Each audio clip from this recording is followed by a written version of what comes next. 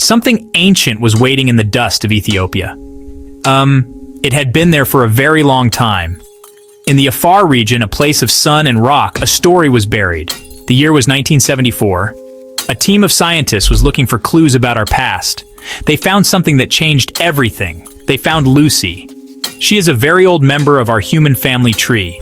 She lived more than 3 million years ago. Her bones tell a simple but very deep story. They tell us about the first steps of our kind, the long journey that made us who we are today. Her discovery was not just luck. It was the result of hard work and careful searching in a harsh land.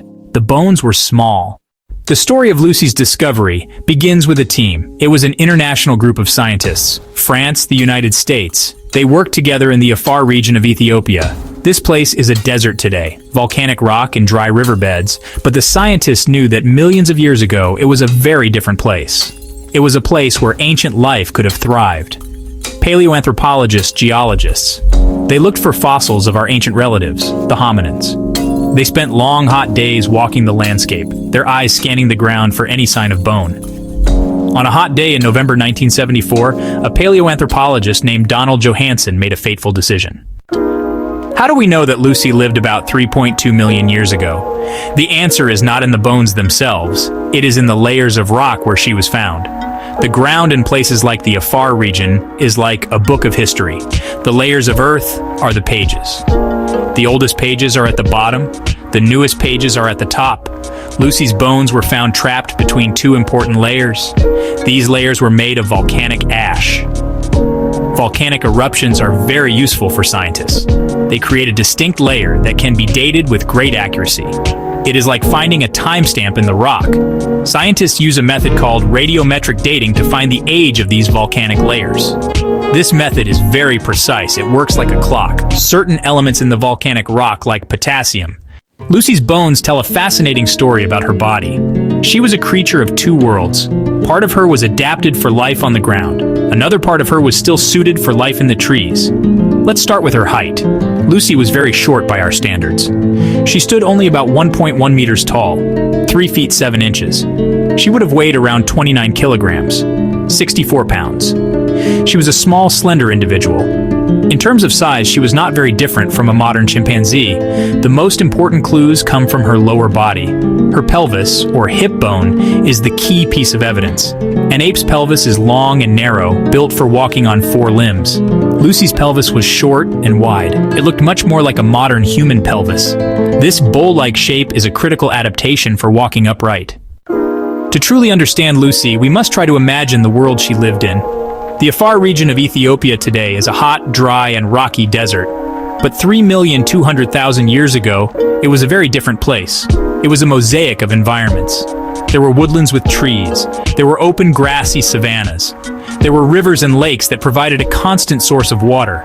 This varied landscape offered both opportunities and challenges for an animal like Lucy. The presence of trees fits with the evidence from her arms and fingers that she was still a capable climber. The open grasslands fit with the evidence from her legs that she was an efficient walker. The climate was warmer than it is today.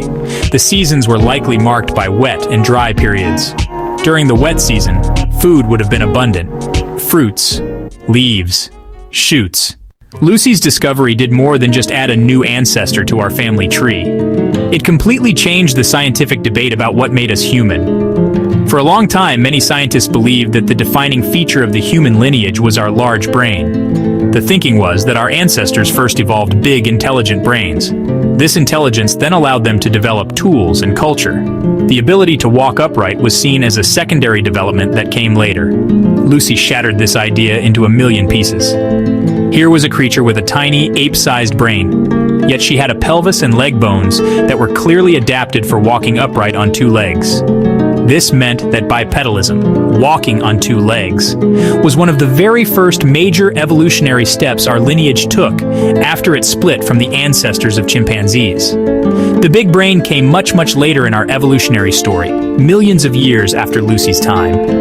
After the initial discovery, the bones of Lucy were studied with incredible care. So, what does Lucy mean for us today, living in a world of technology and global cities? Her importance is simple and profound. She reminds us where we come from. She tells us that our human story is incredibly long and is rooted in the natural world. Our bodies are the product of millions of years of adaptation.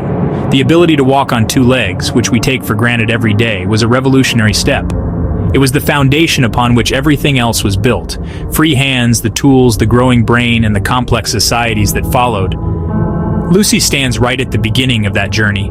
She is a powerful symbol of our connection to Africa. Lucy reminds us that our story is a story of movement, of adaptation, and of a journey that began with a single step.